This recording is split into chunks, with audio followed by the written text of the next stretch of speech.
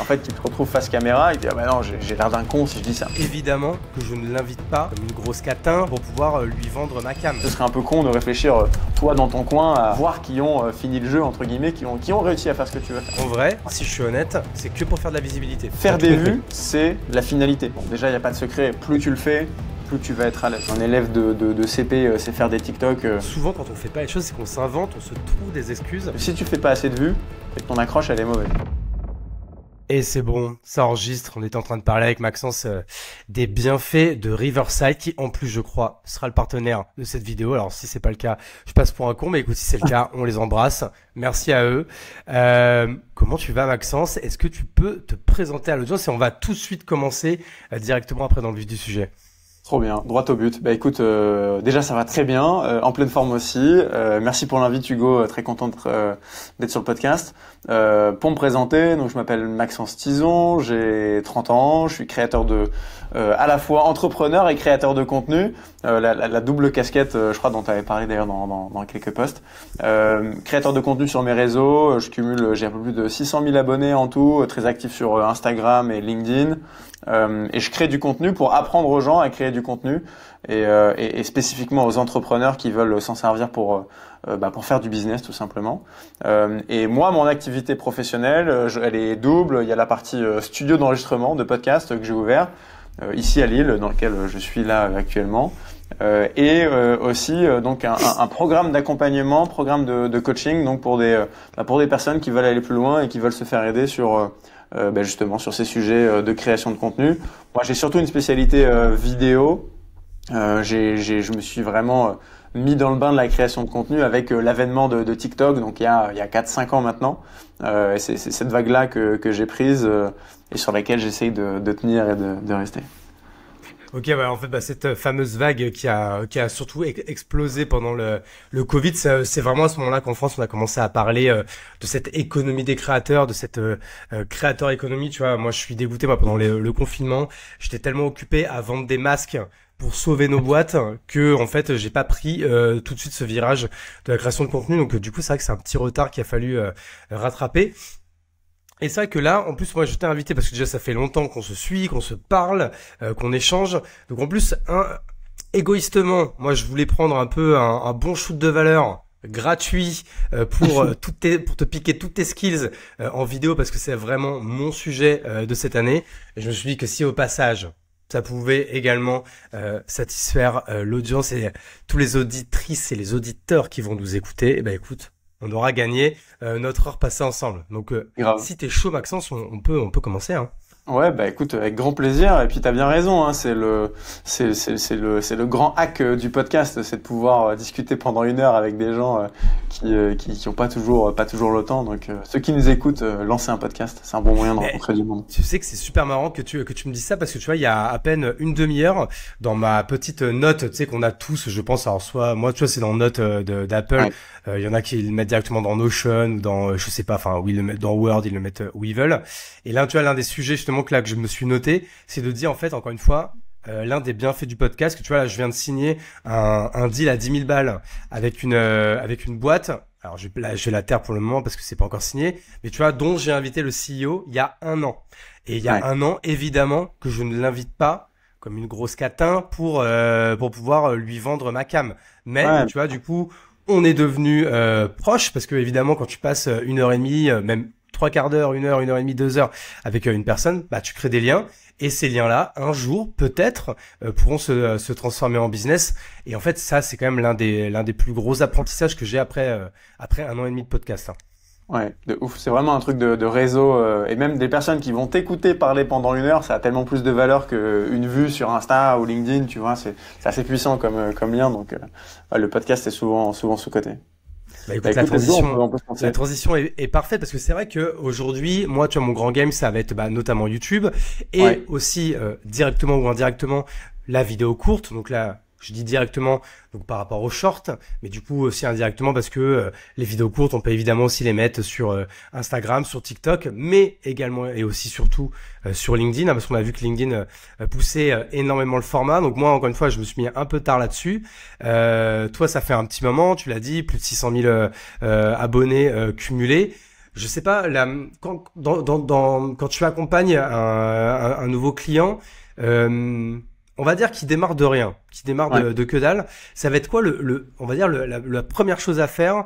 Je sais pas, est-ce qu'au début faut déterminer ses piliers, il faut, je sais pas, il faut se faire déjà un mini setup chez soi. Enfin, c'est quoi les premiers conseils que tu vas donner à quelqu'un qui veut se lancer dans la vidéo? Généralement, la première question que je vais poser, c'est pourquoi tu veux le faire? Tu vois, pourquoi en fait tu veux te casser la tête à créer du contenu?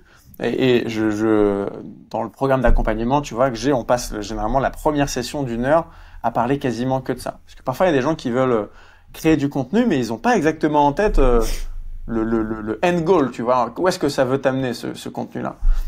Et parfois il y a des gens qui veulent créer une marque, une audience sur un sujet qui va être très généraliste et en fait tout autre que ce que eux ont à proposer derrière. Donc mon point c'est demande-toi, là, si tu te lances aujourd'hui dans la création de contenu, dans 3 mois, tu regardes dans le rétro, qu'est-ce qui fera que, oui ou non, t'as été satisfait, t'as été content de ce lancement. Et donc, ça veut dire bien se rappeler de pourquoi on le fait. Généralement, c'est pour développer ma crédibilité, En fait, la mauvaise raison de se lancer, c'est pour être visible. La bonne raison, c'est pour trouver des clients et pour développer mon business. Pour développer mon business, je dois être visible. Mais faire des vues, avoir des abonnés, c'est pas l'objectif, c'est pas une fin en soi, tu vois. Donc toujours être sûr que les personnes qui se lancent, elles aient bien en tête le réel objectif qu'il y a derrière. Parce que si tu fais demain 3 millions de vues, mais ça te ramène zéro, tu vas dire bon c'est super, mais ça m'a rien amené, tu vois. Et Alors peut-être, mais imaginons quelqu'un par exemple qui veut, qui veut trouver des sponsors, qui veut trouver des partenaires. Quand même, la KPI des vues et donc du coup de l'audience, Ouais, ça va quand même être quelque chose qui va compter. Et du coup, pareil, on parlait de crédibilité tout à l'heure. Souvent, ouais, quand même, encore une fois, les marques ou les clients, ils prennent un petit peu ton nombre d'abonnés ou ton nombre de vues ou ta bien sûr. visibilité comme une KPI et comme en fait une KPI d'autorité un petit peu, non? Ouais, je suis d'accord avec toi. Alors sur le truc des trouver des sponsors, en fait, moi je le vois comme enfin, si je me mets dans la peau d'un entrepreneur qui veut se lancer, son but c'est pas de devenir influenceur, c'est pas de Non, devenir non, créateur je de suis contenu. d'accord. Tu vois, c'est de se servir de la création de contenu pour atteindre son objectif. Donc, tu vois, la partie sponsor, je le vois plus. Moi, j'ai quelques sponsors aussi comme toi où tu fais c'est du beurre dans les épinards plus que vraiment ton business. Et c'est très cool Oui, comme ça. on est d'accord. Euh, euh, Toujours est-il que la partie crédibilité, je suis d'accord avec toi, un mec qui a 10, 20 ou 50 000 abonnés, même s'il n'est pas meilleur que le gars à 200 abonnés, il va être plus pris en considération et plus estimé dans les yeux de ses prospects cibles. Donc, je te dis pas les vues, on s'en fout, mais je te dis faire des vues, oui, mais pour atteindre un objectif. Donc, évidemment que quand tu te lances, tu vas chercher à faire de la visibilité, tu vas chercher à te faire connaître et à développer ta légitimité par la forme, par de quoi tu vas parler, mais aussi par les chiffres que tu vas atteindre grâce à ça. Ouais. Et donc du coup, une fois qu'on est un petit peu carré sur pourquoi on le fait, du coup, comment on se lance? Parce qu'en fait, c'est presque ça le plus difficile, parce que tu as raison, il y en a beaucoup. Et d'ailleurs, moi, le premier, de temps en temps, quand je me lance dans quelque chose, on oublie pourquoi on le fait, de se poser Ouais. vraiment la bonne question. Mais la bonne question, c'est en fait, du coup, par quoi on commence? Ouais. Alors, il y a plusieurs manières d'attaquer le morceau, je dirais. Déjà, on en parlait un petit peu avant. La question de la plateforme va se poser. Tu vois, est-ce que je me lance sur LinkedIn, sur YouTube, sur Insta, sur TikTok ou que sais-je?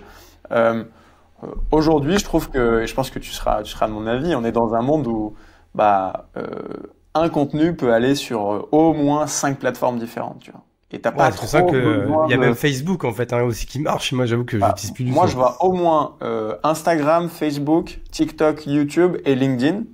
C'est 5 plateformes sur lesquelles une vidéo au format vertical court, tu peux l'envoyer, tu vois, assez facilement.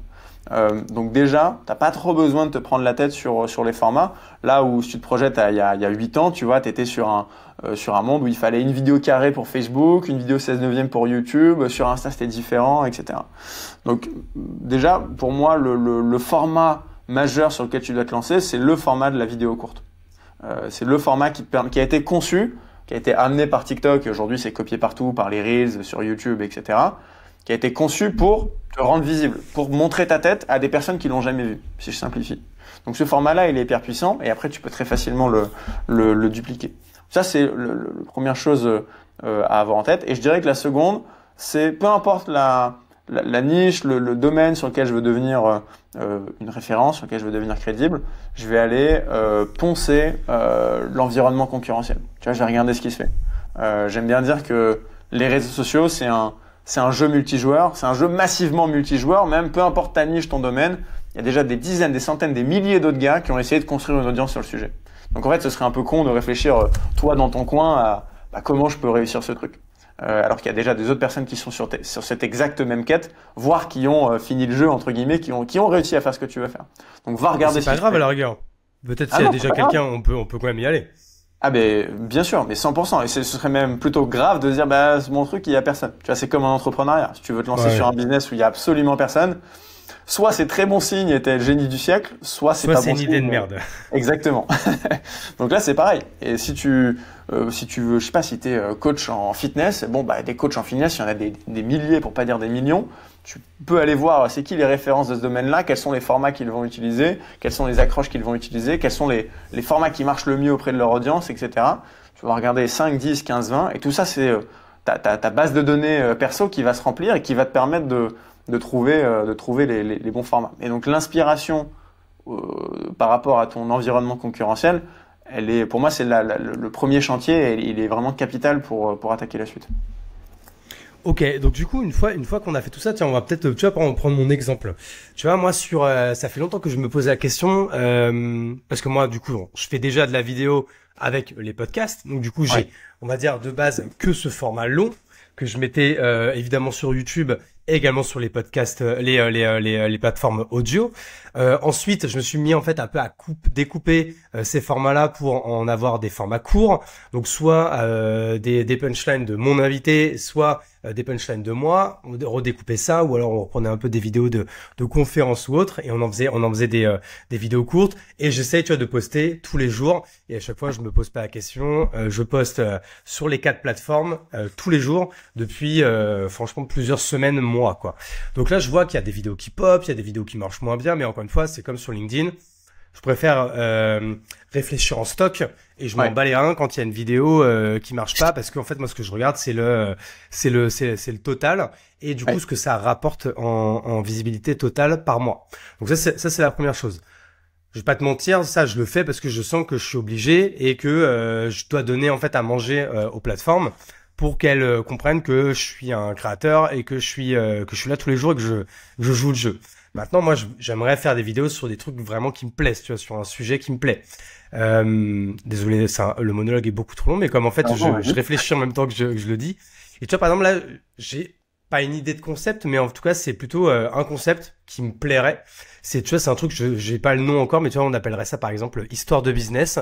Et c'est en fait, tous les jours, mettre une vidéo de 1 minute où j'explique quelque chose, mais tu vois, quand je dis qu'il y a un rapport avec le business, oui ou non, tu vois, par exemple, là, dans mes notes, tu vois, si je les prends, tu vois, la première, j'avais trouvé cette anecdote, et elle était ouf. C'était, le salaire total qu'avait eu Samuel L. Jackson, toute sa vie. Et du coup, par rapport au nombre de mots, qu'il avait eu de parler tout au long de sa vie, et le nombre de fois où il avait dit le mot motherfucker là-dedans, et ça montrait qu'il avait gagné, mais tiens-toi bien, mais c'est un truc de ouf, c'est je sais plus combien, mais ça se parle, je crois que je sais plus si c'est en 1 million ou en centaines de milliers de dollars à chaque fois du coup qu'il disait le mot motherfucker. Parce qu'en fait Samuel Jackson c'est un mec qui a pas énormément de texte, qui est souvent son rôle, mais comme il est trop kiffé, il est super bien payé et il fait beaucoup de films tous les ans, quoi. Bon bref, tu vois, c'est ce genre de petite histoire comme ça qui a un rapport soit avec la culture, soit avec le business. Bon là, tu vois, il y a une question d'argent donc ça passe. Tu vois, j'avais une deuxième idée de vidéo, c'était, tu vois, un truc que personne ne sait, c'était l'histoire du logo de la NBA. Tu sais, où on voit une esquisse de basketteur, bah en fait ça vient d'une photo hyper connue d'un joueur des Lakers dans les années 70 qui après tu as été coach par exemple de Magic Johnson quand Magic Johnson est arrivé aux Lakers au début des années 80. Enfin bref, ça c'est que des petites histoires comme ça par rapport à ça, et je voudrais en fait le raconter en vidéo. Donc du coup, tu vois, une fois qu'on a cette idée, ce serait quoi ton process que tu me proposerais, que tu me dirais, bah, il faut que tu fasses ça. Et ce serait quoi un peu les étapes? Parce qu'en fait, quand j'ai dit ça, j'ai rien dit parce que maintenant, il faut le faire, quoi. Ouais. C'est ça le plus dur. Et c'est ça que moi, je procrastine depuis des semaines, voire des mois, quoi. Tu le sais, j'adore tourner mes épisodes de podcast en studio. Mais pour passer à l'échelle, j'étais obligé de trouver un partenaire pour avoir mon studio directement en ligne. J'ai essayé pas mal de solutions et j'étais souvent hyper déçu. Un son de merde, une image floue, des problèmes de connexion à chaque fois. Et c'est là qu'on m'a parlé de Riverside.fm. J'ai essayé et j'ai tout de suite adoré. En gros, Riverside, c'est un peu la Rolls quand tu veux tourner un podcast en ligne, en asynchrone, directement de chez toi. La Ferrari de l'audio, quoi. J'en fais peut-être un petit peu trop là, non? Avec Riverside, le principe est hyper simple. Tu prépares ton interview dans leur studio virtuel, tu définis les rôles de chacun, l'invité, l'intervieweur, le producteur, tu envoies une invitation par mail ultra simple à ton invité, il clique, ça s'installe tout seul et c'est parti. Toi, tu enregistres ta voix et ton image de ton côté, ton interviewé, il fait pareil de son côté, et Riverside fusionne le tout pour un rendu digne de ce nom. Et vraiment, je te le garantis, la qualité, elle est vraiment incroyable. Même avec une connexion moyenne et un ordinateur de base, ça fonctionne hyper bien. Et en plus, là, ils ont plein de nouvelles features qui sont assez ouf. Tu vas pouvoir personnaliser ton studio comme bon te semble.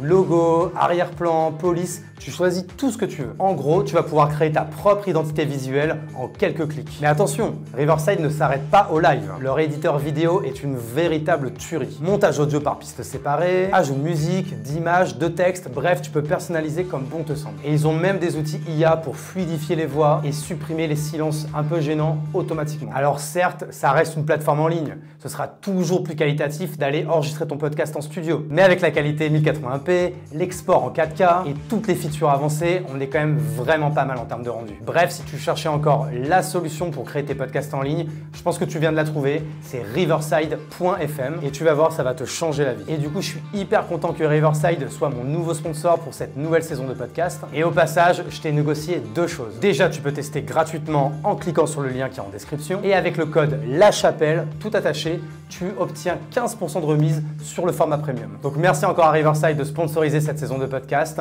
Merci à vous d'être toujours plus nombreux sur La Chapelle Radio et très bonne écoute. Alors, tu vois déjà, le premier truc qui me vient en tête, c'est pourquoi tu veux faire ça? Tu vois, pourquoi est-ce que tu penses que c'est une bonne idée? Alors déjà, c'est une bonne idée parce que moi, c'est exactement le type de contenu que j'aimerais voir. Parce que du coup, ça m'intéresse. Je trouve ça sympa. T'apprends une anecdote qui est cool, qui est un peu en rapport avec, tu vois, la culture, que ce soit le cinéma, le sport ou quoi, qui est un peu en rapport en mode avec le business, puisque tu vois, il y en a un, c'est par rapport à l'argent, l'autre c'est par rapport au branding et tout. Donc en fait, c'est que des sujets qui m'intéressent. Et je dis que ça va. Si moi, j'aimerais bien voir ce contenu, j'aimerais bien que les autres le voient. Et tu vois, moi, franchement, quand là-dedans, c'est quoi ça n'a rien à voir avec ce que je vends. Donc en vrai, si je suis honnête, c'est que pour faire de la visibilité. Donc en fait, tu vois, c'est dur de dire cette phrase, mais en fait, c'est parce que je veux être plus connu et reconnu sur les réseaux, tu vois. Ok. C'est quoi pourquoi tu veux être plus vu et reconnu? C'est quoi ton end goal, tu vois? Ouais, exactement. Je me dis que plus je serai connu, reconnu et suivi sur les réseaux, plus j'aurai de chance de monter des gros projets et de convaincre des plus gros sponsors de me suivre pour financer des plus gros projets que j'ai, encore une fois, de création de contenu.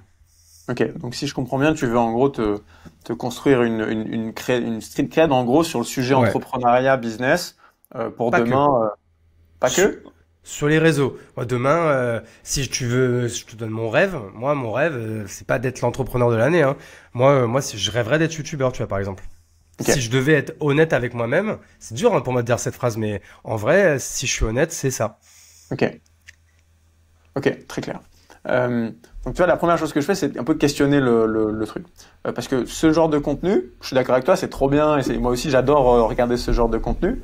Mais si t'es, je sais pas, si t'es entrepreneur et tu veux, j'en sais rien, par exemple, trouver des startups à financer avec La Chapelle ou que sais-je, ou trouver des entrepreneurs qui viennent pour ton studio de podcast à Bordeaux ou autre, bah c'est tellement pas lié, tu vois, que je questionnerais le fait que est-ce que ça sert vraiment ton objectif. Là, tu me dis t'as un objectif qui est plus grand, donc j'entends, fine. Et du coup, tu rentres dans une logique plutôt presque de média, tu vois, où tu veux en fait faire des vues, c'est la finalité, tu vois, d'un média. Le but d'un média, c'est de relayer, tu vois, d'être le plus vu possible. Donc pour moi, ce genre de contenu, ça coche la case. Et comme je voudrais faire après, du coup, en fait, ça serait un petit peu, tu vois, ces contenus-là, ça serait un petit peu ma vitrine, mon hack de découvrabilité pour en fait aller faire des contenus plus longs. Parce que tu vois, par exemple, regarde, alors, je vais dire une connerie, hein, parce que c'est pas le cas. Mais tu vois, par exemple, demain, on va dire, pareil, je m'intéresse vachement, encore une fois, au sport business, culture business, cinéma business, normal, tu vois. Et je voudrais faire des vidéos plus longues. Tu vois, genre demain, je vais faire une vidéo sur l'histoire de Pixar. Tu vois, c'est une vidéo qui va durer 30 minutes, donc qui va me demander beaucoup de temps, beaucoup de production, plus de budget, et donc forcément, du coup, aussi plus de moyens. Et ben en fait, tu vois, c'est encore une fois, c'est le fait, plus j'aurai de gens qui me suivent sur ce média-là, plus j'aurai de chances d'aller convaincre des partenaires de financer ces contenus plus longs et ces projets plus longs, quoi. Ok, très clair. Alors, si je réponds à ta question de base sur comment je fais si je veux lancer ce format-là, je vais te dire, t'es pas le premier mec qui veut parler d'histoire business, histoire marketing sur les réseaux. Il y a déjà, je connais même, j'ai en tête, je crois, le Brief qui est excellent sur TikTok, qui fait exactement ce que tu viens de me décrire, qui va raconter, il a fait une vidéo par exemple pour l'histoire derrière Rolex ou l'histoire de l'NBA, l'histoire des Crocs. Il va raconter l'histoire autour des marques. Donc en gros, comment je crois que c'est le Brief tout simplement. Je peux regarder. Note. J'ai regardé. Je te l'enverrai. Ouais, c'est ça, c'est le Brief. Il y a 60 000 abonnés sur TikTok. On l'embrasse, le Brief.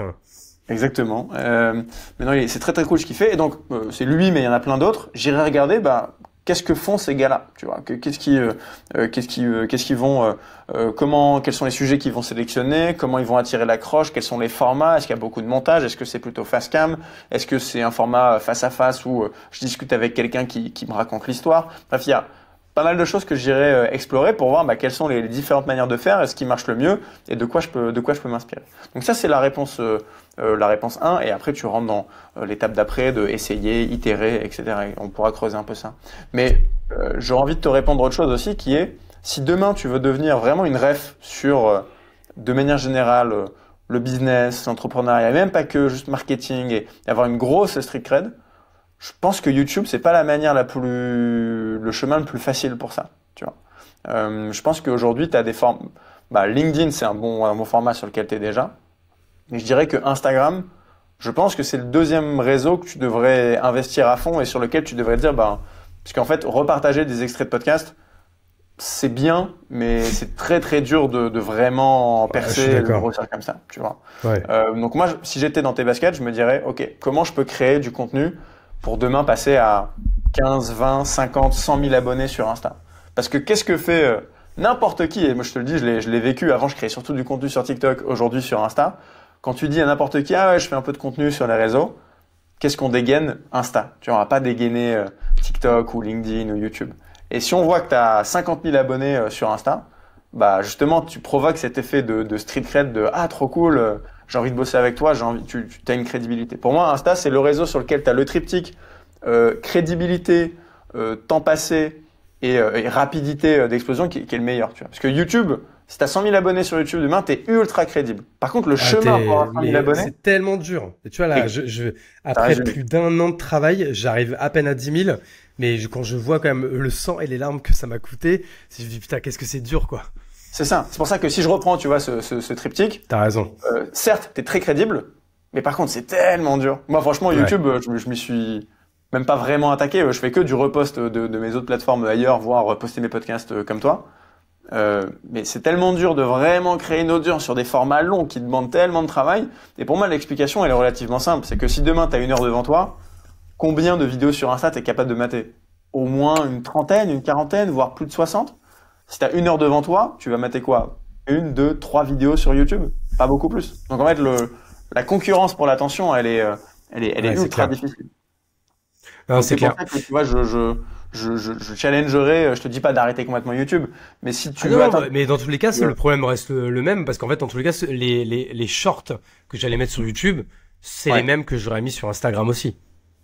Ouais, mais tu vois, là, c'était plus pour réagir sur les formats longs, tu vois, que tu citais, Bien sûr. de 30 minutes, Pixar, Mais ça, je sais etc. que je veux le faire, donc je vais le faire, mais parce qu'il faut bien commencer. Et tu vois, Ouais. j'accepte que le temps sera long et que ça sera dur, et que si Hmm. jamais ça perce jamais, bon bah ça perce jamais. Dans tous les cas, moi je ferai un truc que j'aurais kiffé. Mais dans tous les Ouais. cas, oui, il y a ce délire de format court sur Instagram. Donc Ouais. pour reprendre ça, imaginons demain. Alors moi, c'est la première étape que je verrai. C'est déjà de dire bon, si je me lance, il me faudrait, je sais pas, au moins une dizaine de vidéos d'avance. Donc c'est quoi? Alors déjà trouver les 10 idées. Tu vois, par exemple là, je donnais l'idée de Samuel Jackson, l'idée du logo de l'NBA, mais j'en ai plein d'autres. Donc c'est qu'on trouve les 10 idées. Tu scriptes toi ou pas? Ouais, alors surtout au début, je conseille beaucoup de scripter. En fait, tout le temps que tu vas penser perdre au moment du scripting, tu vas le gagner au moment du tournage. Parce que plus tu scriptes mieux, plus le tournage sera efficace, sera fluide. Et surtout scripter les 2, 3 premières phrases qui sont vraiment les plus importantes. Je peux te faire le moment philosophique, te citer Antoine de Saint-Exupéry qui disait la perfection c'est pas atteint quand il n'y a plus rien à rajouter mais plus rien à enlever. Tu as peut-être déjà entendu ce truc, c'est un peu pareil sur les posts LinkedIn. En gros, une vidéo sur Insta ou TikTok, ça doit non pas être le plus long possible, mais le plus court possible. Si tu peux raconter en 45 secondes ce que tu peux raconter en 1 minute 15, bah c'est égoïste de solliciter 1 minute 15 de la personne. Donc le scripting, ça permet justement d'être sûr que tu pars pas dans des phrases qui rajoutent rien. Donc Ouais. scripter, pour moi, c'est hyper important. Et en plus de ça, ça te permettra pendant le tournage d'être beaucoup plus efficace. Et au moment du scripting, il faut bien penser à écrire pour l'oral. Écrire comme si tu parlais. Parce qu'il y a plein de gens qui écrivent des trucs comme s'ils vont écrire un post LinkedIn. Et en fait, ils se retrouvent face caméra et ils disent, ah bah non, j'ai l'air d'un con si je dis ça. Ouais, c'est Donc, ça. toujours essayer de, quand tu écris une phrase, alors pas forcément à la main ou sur ton ordi, essayer de la dire au minimum dans ta tête, voire directement à l'oral pour voir si bah, ça paraît naturel quand ça sort. Et donc, surtout au début, fais vraiment le travail, tu vois, d'écrire presque mot pour mot chacune de tes phrases. Et plus tu gagnes en expérience, là maintenant, toi, c'est pareil, ça fait un peu de temps que tu crées du contenu, tu vas trouver plus facilement tes tournures de phrases. Mais si tu démarres, je te conseille vraiment de passer du temps sur le scripting. Ça te fera de toi un meilleur créateur de contenu. Et ok, donc une fois qu'on a trouvé les idées, on a scripté, donc on a essayé du coup vraiment de scripter comme on le dirait à l'oral, donc essayer de ne pas être trop littéraire. Moi, j'avoue que j'ai essayé avec des vidéos courtes, alors qui étaient plus vraiment en business ou quoi. Ouais. Tu vois, de les écrire avec des, tu sais, encore une fois à l'écrit ça passe bien, ça fait le bon mot, la bonne phrase, le Ouais. bon truc. Et en fait, quand tu le dis à l'oral, vas-y, coupé, c'est de la merde, quoi. Tu vois, ça passe, C'est ça pour passe ça que pas, ça fait pas ChatGPT, par naturel, quoi. exemple, ChatGPT, par exemple, c'est très mauvais, tu vois, pour faire des Ouais, scripts. ouais. Ça parle pas comme un humain, tu vois. Même si tu lui dis parle comme un humain, non, ça parle pas comme un humain. Donc, Eh ou ouais. alors tu peux lui donner un Il est brouillon, sympa, mais Chatty, mais bon. ouais, c'est pas C'est toujours ça. parfait. Donc, scripté comme si vous parliez. Et alors, tu vois, parce que là, moi, jusque-là, je vais être à l'aise. Et là, maintenant, voilà, c'est à l'étape où il faut vraiment passer à l'action. C'est là Ouais. que je vais commencer à me chier dessus. Donc, c'est là qu'il faut que tu me débloques, là, Maxence, là. Comment je me lance? Parce que moi, j'arrive Quand presque t'arrives à face me caméra, trouver tu veux dire? des excuses en mode, j'ai pas de matos, tout ça et tout, mais tu sais, ça, comme dirait Orelsan, c'est des excuses de victime. Ouais. Mais alors qu'en fait, je suis sûr que je peux le faire avec mon téléphone, même avec une lumière éclatée ou quoi. Comment, quand on n'a pas envie de dépenser 1 euro en matos, c'est quoi le setup de base pour tourner Ouais. ses premières vidéos et vérifier que ça marche, et qu'il y a une traction et le dopamine aidant, on va acheter un peu de matos. Ouais. Alors, le setup de base, c'est l'iPhone que tu as dans la poche. Tu vois, c'est largement suffisant. Et j'aime bien donner comme exemple tout bête, c'est que là, tu sors ton iPhone et tu scrolles sur 10 vidéos sur Insta, tu vas en avoir les 3 quarts qui sont faites depuis un téléphone. T'en as quelques-unes qui sont bien produites, etc. Mais c'est pas toujours celles qui ont le plus de vues. Mais les gens se connectent sur les réseaux pour de l'authentique, tu vois, pour du contenu qui est fait un peu naturellement. Donc, ça veut dire que pour toi, c'est suffisant aussi. Donc ça, pour moi, c'est largement suffisant. En termes de matos, généralement, les 2 trucs que je recommande pour commencer, c'est avoir un micro. Ça peut être un truc tout simple, acheté à 25 balles sur Amazon, et un trépied pour tenir ton tel, parce que sinon tu vas avoir une crampe à la main à force de parler. Et encore, tu peux trouver des moyens de faire un peu un trépied maison, tu le cales entre 2 livres ou autre. Donc ça, c'est suffisant. Donc tu pour conseillerais quand même d'avoir quand même le téléphone qui filme, mais quand même du coup qui est en face de nous, qui bouge pas, on le prend pas en mode selfie comme ça ou quoi. Ouais. Notamment si tu veux donner un certain look quand même un tout petit peu professionnel à ce que tu fais, tu seras beaucoup plus à l'aise avec le téléphone qui est posé quelque part que si tu le tiens dans la main. Et sur le micro, du coup, c'est quoi? C'est un micro qui est relié quoi en Bluetooth avec le téléphone? Comment ça marche en fait? Ouais, Je alors filme directement avec avec la vidéo ou il faut que j'aille filmer avec genre un CapCut ou un truc comme ça? Non, tu filmes avec l'application appareil photo, Normal, ton ouais. téléphone, Ok. tout simplement. Toujours utiliser la caméra arrière de ton téléphone, tu vois, plutôt que celle avant, qui a une meilleure qualité, évidemment. Donc ça, c'est un peu le setup de base. C'est juste qu'on se voit pas quand même du coup. On voit pas si c'est bien cadré ou quoi. On se voit pas effectivement. Alors, tu as plusieurs techniques pour corriger ça. Soit tu mets ton téléphone face à un miroir et du coup en fait, tu vois dans le miroir ce qui fonctionne. Soit si tu as un iPhone et un Mac, tu sais, tu as une application de recopie de l'écran qui te permet de voir dans ton ordi ce qui se passe sur ton tel. Je sais que sur PC, tu as des moyens de connecter ton tel avec ton ordi aussi pour voir ce qui s'y passe. Normalement, tu peux bricoler un truc pour te voir. Mais l'intérêt de le faire surpasse le coût de la petite organisation pour te voir. Donc ça, c'est un peu le setup de base. Le truc qui est souvent sous-estimé aussi, c'est la lumière. Tu vois, là, t'as l'impression que la caméra est super, que je suis bien et tout. En vrai, c'est surtout parce que j'ai un gros bloc de lumière à côté, un autre panneau de lumière à ma droite, ce qui fait que je suis super bien éclairé. Et parfois, le simple fait de se tourner face à la fenêtre pour avoir la lumière naturelle, bah, ça te donnera un look beaucoup plus pro, beaucoup plus quali que si tu étais dos à la lumière et où t'aurais une sale tronche. Donc ça, c'est un truc qui est souvent sous-estimé.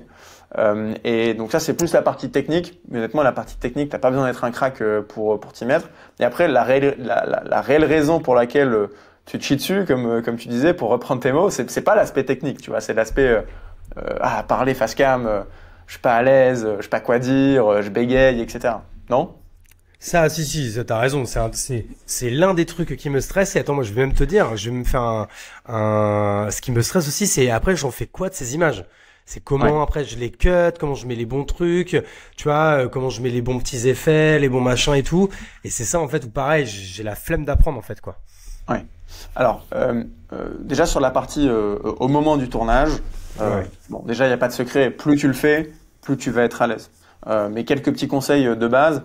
Le premier c'est fais comme si tu parlais à un pote, tu vois.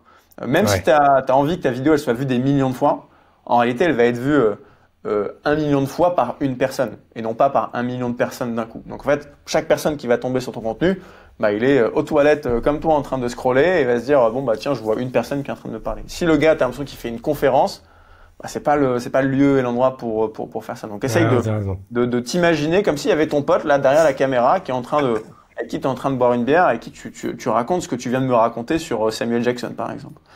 Donc essaye d'avoir cette manière-là de parler. Et essaye toujours de parler, de t'adresser à une personne comme si elle avait aucun contexte sur l'histoire. Tu vois, elle sait pas quitter, elle sait pas pourquoi tu prends la parole, elle sait pas de quel sujet tu vas parler.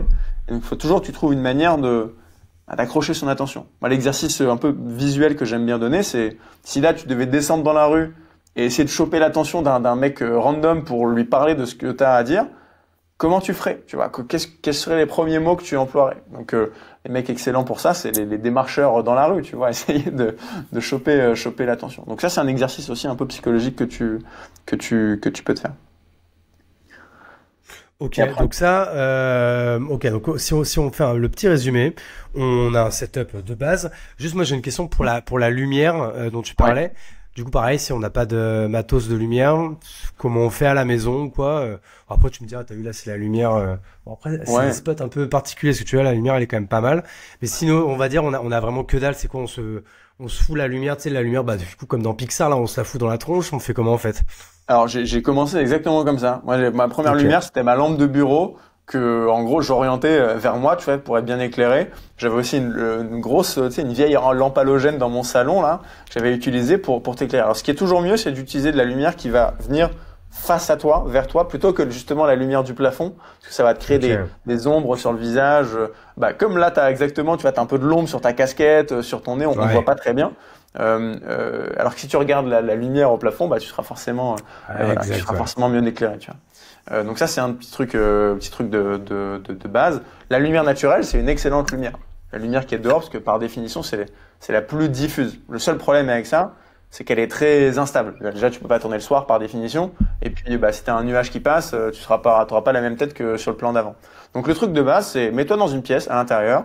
Limite, tu peux fermer les rideaux, t'éteins les lumières et tu prends une, deux ou trois lampes que t'as chez toi, des petites lampes de chevet, des lampes de bureau, ou une grosse lampe halogène, et tu te les mets un peu face à toi. Idéalement, t'en as une un peu à 45 degrés à droite, une à 45 degrés à gauche, qui viennent t'éclairer et un peu remplir l'espace. Donc ça, c'est suffisant. Et après, si tu as des lumières un peu décoratives derrière ou quoi, c'est mieux, c'est en bonus, mais c'est pas nécessaire pour commencer.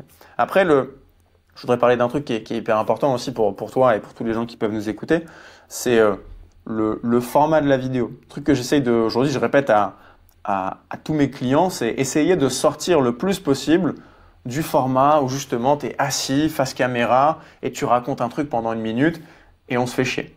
Tu vois, essaye de sortir de ce truc-là. Il y a plein de manières d'en sortir. Moi, un format que je fais beaucoup sur mon compte Insta, c'est j'analyse des vidéos. Pourquoi elles sont devenues virales. Donc j'essaye en gros, à l'image, tu vois apparaître la vidéo et en fait, je commente un peu ce qui se passe. Ah bah tiens, là, il fait ça, ça, ça. Un autre format qui marche bien, c'est les mises en situation. C'est l'espèce de petits sketchs. Il y a personnage A, personnage B, ils vont se parler, ils vont se répondre. En fait, c'est des choses qui vont. Aujourd'hui, j'ai l'impression qu'il y a tellement de gens qui créent du contenu au format très classique, face cam, etc., que c'est presque devenu un peu repoussant, tu vois, où quand les gens scrollent, ils vont tomber sur un énième gars avec les sous-titres à la Alex Hormozy qui va te parler de business et de 3 outils IA pour être plus productif. Tu vois, c'est vraiment presque devenu le stéréotype. Donc j'essaye d'inciter à sortir de ce cadre très posé, très classique où en fait les gens sont tellement devenus habitués à ça que c'est très très dur de capter l'attention et surtout de la garder pour les 45-60 secondes de vidéo que tu as fait. Ok, donc ça c'était la question pour la lumière et un peu pour le setup. Dernière petite question par rapport au setup. Bon, tout ce qui est déco, tout ça et tout, derrière on s'en bat un peu les reins. Juste moi j'ai une question là-dessus. Enfin si, en plus on s'en bat pas les reins de la déco ou quoi, mais c'est la couleur des murs. On est d'accord que le blanc c'est à bannir.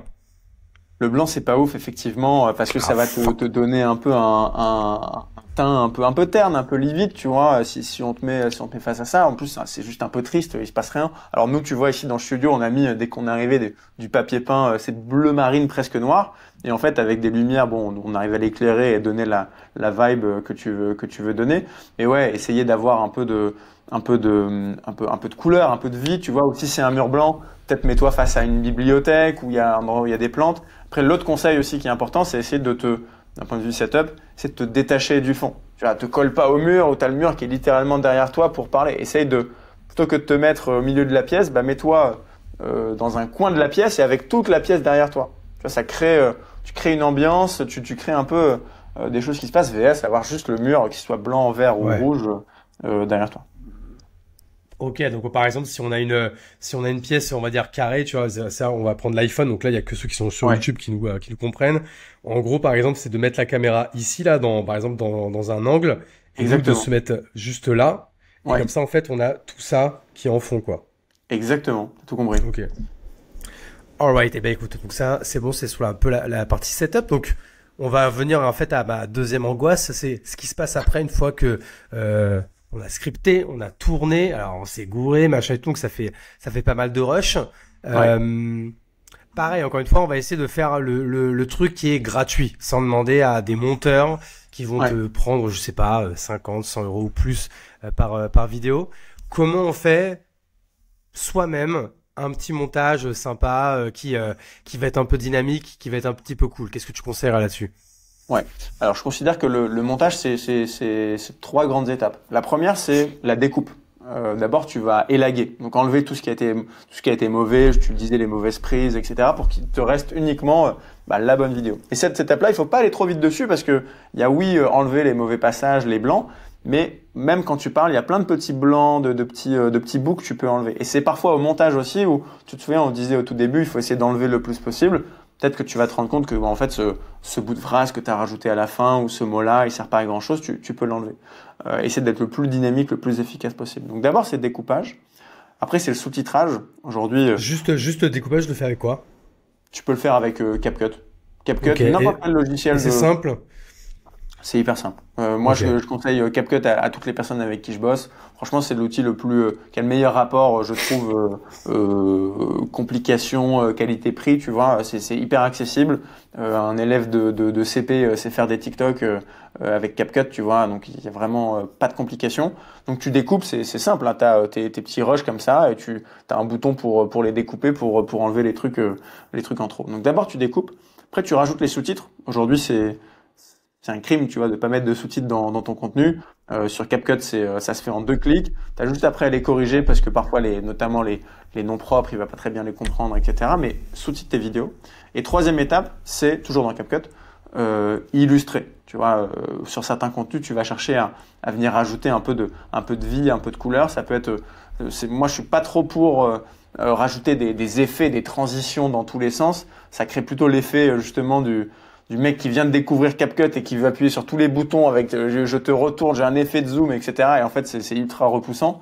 Quand tu regardes les meilleures vidéos, c'est pas les vidéos qui ont le montage le plus dingo possible. Donc, montage simple, tu as des cuts rapides et tu vas venir rajouter, si tu parles justement de Samuel Jackson, tu vas parler de lui, tu vas montrer des images dans son film, tu vas montrer, je sais pas, peut-être un article qui parle du salaire qu'il a gagné sur tel film ou que sais-je. Et comment je les récupère les images, par exemple, si je veux, tu vois, je me dis, tiens, par exemple, quand je vais le présenter, tu vois, je voudrais qu'il y ait un extrait de Samuel Jackson dans Pulp Fiction. Où est-ce que je vais trouver cette image, du coup, alors même pas une photo, donc une vraie image qui bouge, quoi, tu vois, en mode film, quoi. Où est-ce que je vais la trouver et comment je vais la mettre dans le logiciel? Ouais, alors tu as plusieurs options. L'option que vraiment la plus simple, c'est tu vas sur YouTube, tu cherches l'image en question, là tu as le nom de l'acteur, voir le nom du film, et tu vas screen record en vidéo ton image. Ah ouais, ça, tu peux le faire facilement avec l'iPhone, ouais. Tu peux le faire avec ton iPhone ou même avec ton Mac, tu vois, tu as Command Shift 5, ça enregistre en vidéo ton écran, et après tu as ton petit extrait, pareil, que tu vas pouvoir peut-être découper, resizer comme il faut, et tu vas venir l'importer sur ta timeline sur CapCut, et tu le mets, tu t'en sers tout simplement pour illustrer ta vidéo. Il faut savoir que sur les plateformes type Insta, LinkedIn, etc., malheureusement ou non, c'est pas la question, t'as pas de problème de droit à l'image, tu vois, t'as pas Universal qui va venir te mettre un strike parce que t'as utilisé Samuel Jackson dans ta vidéo, quoi. Par contre, sur YouTube, oui. Sur YouTube, oui. Alors sur les formats longs, c'est sûr et certain. Sur les formats courts, je crois que c'est un peu différent. Et encore sur YouTube, alors j'ai plus la règle exacte en tête pour être honnête, mais t'as une certaine tolérance, je crois, en nombre de secondes utilisées. Si c'est un extrait de moins de 2 secondes ou moins de 5 secondes, je sais plus, c'est ok. Tu vois. Mais en fait, ça c'est juste pour la question de la monétisation. Ils vont pas te bannir ta vidéo sinon, non? Alors sur Insta, LinkedIn, etc., c'est sûr que non. Sur YouTube, tu peux avoir un danger si vraiment tu partages un extrait ultra long d'un film qui est protégé, tu vois. Ok, bon, si c'est juste un extrait qui dure 2 secondes et demie, ouais, mais ok. Mais en effet, j'avais déjà entendu ça dans certaines vidéos où justement, c'était une vidéo sur l'histoire de Pixar ou Disney, je sais plus. Et quand ils montraient un extrait, ils disaient désolé, je dois m'arrêter vite, sinon je vais me faire ban la vidéo. Mais je crois qu'il parlait de la monétisation en fait. Oui, ouais, t'as un sujet autour de la monétisation effectivement. Là, en fait, quand on a dit tout ça, alors ça va, tu m'as pas effrayé, j'ai bien compris. Mais par contre, là où on va pas se mentir, c'est que du coup, même une vidéo de 1 minute, c'est du taf. C'est-à-dire que là, mis bout à bout, tout ce que tu viens de me décrire, je sais pas si je dis il y en a au moins pour 1h30, 2 heures, on est un peu dedans, non? Il y a du taf, c'est sûr et certain. Je dirais que quand t'es rodé et quand t'en fais plusieurs, moi j'aime bien compter, 1 heure de taf pour un contenu. Tu vas mettre, tu vois, en ordre de grandeur, tu peux te dire 20-25 minutes d'écriture, 5 minutes de tournage et 20-25 minutes de montage derrière. Si tu arrives à batcher, tu vois, et à mettre tout côte à côte. Donc c'est sûr que c'est du taf, notamment si tu veux en faire beaucoup et si tu veux être présent régulièrement sur les réseaux. Maintenant, le truc que je dis, c'est que le temps que tu as dépensé là-dedans, si tu es un entrepreneur qui veut développer ton audience pour trouver des clients, c'est du temps que tu n'as pas passé à prendre ton téléphone et à trouver des clients en fait. C'est une autre stratégie, d'acquisition, c'est une autre stratégie commerciale. Donc oui, c'est du taf, ça tombe pas du ciel, mais à la différence de faire du cold call et faire de la prospection, c'est du taf qui a comment dire, sur lesquels tu vas utiliser la huitième merveille du monde, les intérêts composés. Au sens où aujourd'hui tu publies une story, tu as 100 abonnés, ça va te prendre 5 minutes. Demain, dans un an, tu publies une story, tu as 2000 abonnés, ça va toujours te prendre 5 minutes, mais ça aura 100 fois plus d'impact. Donc tu vois, c'est la magie de créer du contenu, c'est l'intérêt composé qu'il y a derrière. Et en termes de régularité, on est d'accord? Ouais. Poster une vidéo par jour, c'est toujours une bonne idée. Toujours une bonne idée. C'est toujours une bonne idée. Alors, pas forcément pour les raisons qu'on croit. Tu vois, je crois qu'au tout début, tu disais ouais, je poste tous les jours pour que l'algo il comprenne que je suis un créateur, etc. En vrai, moi, je dirais ça, on s'en tape, tu vois. Okay. L'algo, enfin, il va pas dire ah Hugo, il a été gentil, il a bien publié tous les jours, donc je vais lui donner un peu plus de vues. Je pense pas que ça ait un énorme impact. En revanche, pourquoi ça a un impact? C'est parce que pour toi, tu vas comprendre qu'est-ce qui marche. Tu vois, la création de contenu, je dis toujours que la quantité est plus importante que la qualité, mais en fait, parce que la qualité, elle vient de la quantité. Si tu postes une fois tous les mois, bah en fait, au bout d'un an, tu auras posté 12 vidéos, tu n'auras pas trop d'idées de qu'est-ce qui a bien marché, qu'est-ce qui n'a pas bien marché. Si tu postes tous les jours, bah déjà dans 10 jours, tu auras appris autant que si tu avais attendu un an. Parce que, en fait, poster, c'est se confronter au marché, comme en entrepreneuriat, tu vois. C'est se confronter au marché et se dire, bah tiens, j'avais posté 10 vidéos de 10 idées, 10 formats, 10 sujets différents. Il y en a 2 là qui ont bien marché. Pourquoi? Qu'est-ce que je peux apprendre de ça? Est-ce que c'est l'accroche? Est-ce que c'est le sujet? Qu'est-ce que je peux réitérer? Qu'est-ce que je peux refaire différemment?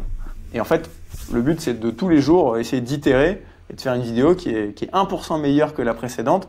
Et encore une fois, avec la magie des intérêts composés, bah, dans un mois, 6 mois, 1 an, tu atteins un certain niveau de compréhension des algorithmes, même si derrière le mot algorithme, tu peux remplacer par audience. Tu vois, ce que tu comprends, c'est pas l'algo, tu comprends ce que veulent les gens et comment tu crées du contenu qu'ils ont envie de regarder. Donc plus tu vas vite dans cette compréhension-là, bah, plus tu deviens meilleur, tu vois, dans ce que dans ce que tu vas faire dans toute ta création de contenu. Alright, bah écoute, je pense qu'on a quand même fait un bon tour. J'ai peut-être encore quelques questions, mais moi ça m'intéresse de toi par exemple sur ton plan personnel 2025, parce que savoir si les cordonniers sont toujours les mieux chaussés ou les plus mal chaussés. Toi du coup par exemple, si on voulait un peu s'inspirer de ce que toi tu as mis en place et de surtout ce que tu vas mettre en place là, c'est quoi un petit peu toi ta routine de contenu par exemple? Là on est fin février 2025, c'est quoi ta routine aujourd'hui dans la semaine qu'on puisse s'en inspirer? Ouais, alors moi ma routine, alors je suis pas forcément le meilleur exemple parce que justement aujourd'hui je suis plus le gars qui commence de zéro et au sens où aujourd'hui bah, je monte plus mes vidéos, j'ai une équipe aussi qui m'aide sur pas mal de ces sujets. Mais je dirais que ma routine c'est déjà il y a un truc dont on n'a pas parlé, mais c'est quand tu deviens créateur, tu consommes différemment. Au sens où moi aujourd'hui dès que j'ouvre Insta, bah, j'ai mon œil un peu de créateur et je me dis qu'est-ce que je vais bien pouvoir trouver qui va m'inspirer, tu vois. J'ai vraiment une logique de ok, je viens faire un peu de la veille et dès que c'est une belle phrase pour dire qu'est-ce que je vais bien pouvoir voler aujourd'hui. Non, je déconne. Ah non, mais c'est ça, tu vois. Oui, bien sûr qu'on s'inspire tout le temps.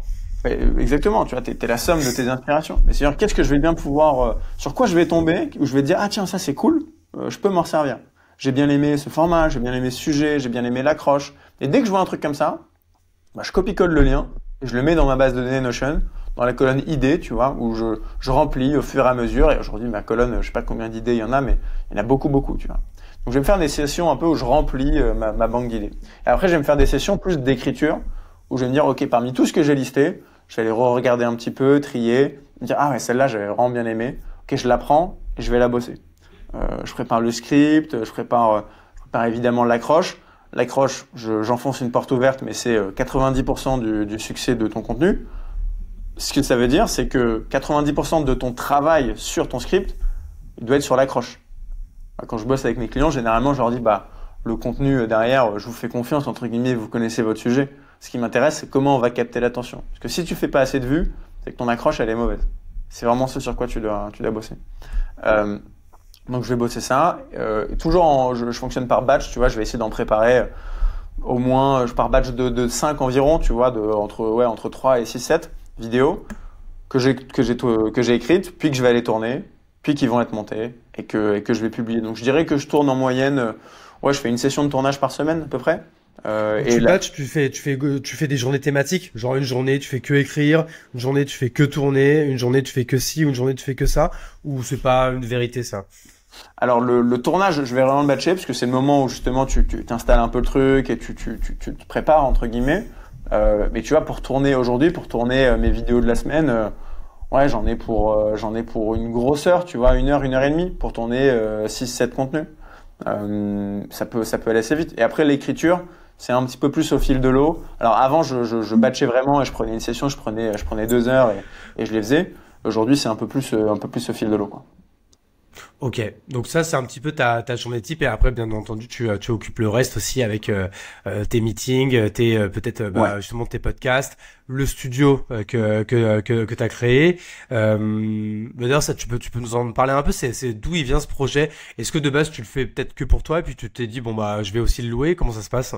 Ouais, bah alors c'est un peu ça effectivement. De base, moi j'étais dans un coworking ici à Lille et j'avais envie de prendre mes bureaux aussi parce que je commençais à recruter du monde et je m'étais dit bah avant je tournais chez moi, c'est un peu chiant, je pense que tu sais ce que c'est d'installer le matos, etc.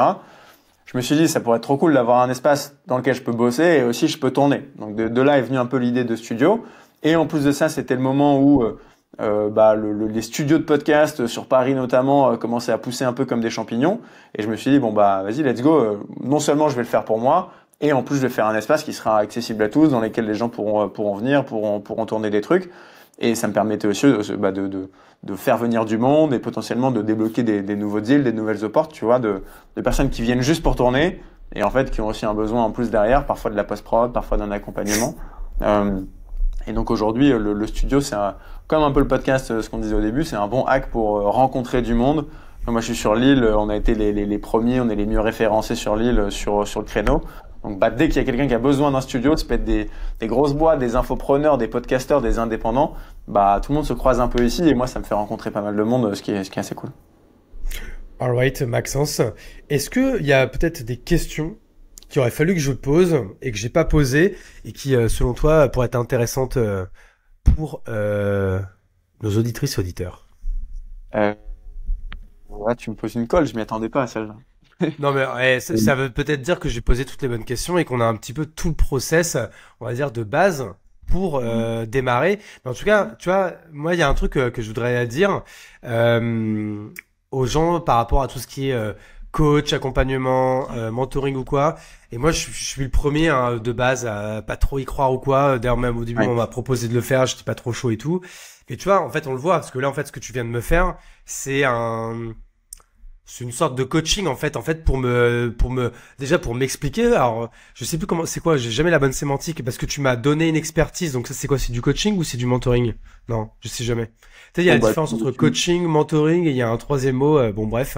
Mais tu tu me vois poses une dans demi un sens tu vois, j'étais complètement un peu bloqué là-dessus. Tu sais, c'est un truc, tu vois, moi j'ai un énorme calendrier là, ou par Ouais. exemple, tu vois, le truc de ouvrir mon propre mini studio, mais où j'ai bien conscience qu'il faut que j'ai un truc ultra basique, il faut juste que je me lance à faire ces premières vidéos là, au lieu de toujours aller dans un studio ou autre, etc. Et ce qui me bloque parce que ça coûte de l'argent, bah tu vois, là tu m'as débloqué. Et là, je pense que la première chose que je vais faire quand on va raccrocher de cet enregistrement, c'est aller du coup poser une vraie date et dire allez vas-y c'est bon, j'écris cette putain de vidéo sur Samuel Jackson qui est en Ah ouais. plus quasiment écrite parce que j'en ai écrit un post LinkedIn, il suffit juste que je le fasse à l'oral. Je me fous un téléphone, j'ai ma fille elle a 8 ans, elle a un trépied d'instagrammeuse là parce qu'elle kiffe trop se prendre en vidéo et tout. Je sais qu'en plus ma fille, elle sait un peu se servir de CapCut. Tu vois peut-être que c'est même En elle plus. qui va m'apprendre. Donc tu vois en vrai, ça veut bien dire que dans la vie, souvent quand on fait pas les choses, c'est qu'on s'invente, on se trouve des excuses. Et moi, j'étais Ouais. le premier à m'en trouver là-dessus. Donc en tout cas, merci à toi, Maxence, pour Avec plaisir. ce coaching gratuit que je viens de me payer. Je suis très content. J'espère que tout le monde aura kiffé et aura appris aussi beaucoup de choses. J'espère que les gens qui ne te connaissaient pas iront te suivre. Où est-ce qu'on te suit en priorité du coup, Maxence? Priorité Instagram, c'est à mon nom, Maxence Tison, le compte c'est maxencetison.fr, sur lequel vous pouvez trouver tous les contenus. Ok, et également sur LinkedIn, sur lequel Et également moi, sur en tout LinkedIn. cas, c'est là que moi, en tout cas, je t'ai découvert. Merci beaucoup, Maxence. Je vais faire les petites mentions légales de fin de podcast. Évidemment, si vous nous écoutez en audio, Apple Podcast, Spotify, Deezer, un petit 5 étoiles, ça vous prend 2 secondes et demie, montre en main. Mais nous, ça nous aide beaucoup pour le référencement. Si vous êtes sur YouTube, juste un petit like sur la vidéo, les gars, c'est gratos la vidéo, un like ça coûte rien. Et si vous pouvez vous abonner, si vous voulez recevoir des notifs pour les prochaines vidéos, bah évidemment ça aide également énormément la chaîne et ça nous aide à nous développer. Je vais remercier le sponsor de ce podcast parce que je pense que c'est vraiment Riverside. Du coup, je les embrasse. Il y a sûrement un code promo dans la description. Et sur ce, merci encore Maxence. Merci à toutes et tous d'être toujours plus nombreux sur La Chapelle Radio. Et à bientôt dans le prochain épisode. Je vous embrasse. Ciao, ciao.